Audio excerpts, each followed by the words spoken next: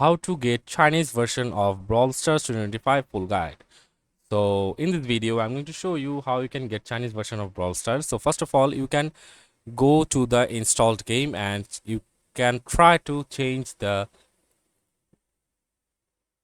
language to Chinese, and if that's not work with you, you can just install WeChat before Brawl Stars. So first of all, you need to get a phone with Android or iOS. They highly recommend using an Android because the iOS version has a lot of issues when running the installing.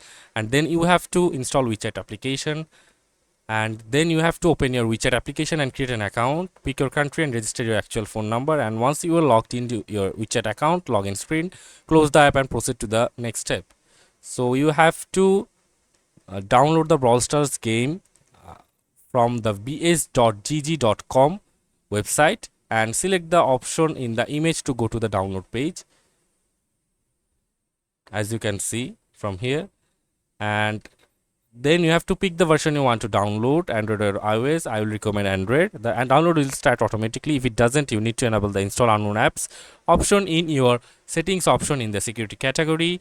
When the download finish, install the app via the APK or OBB file you downloaded.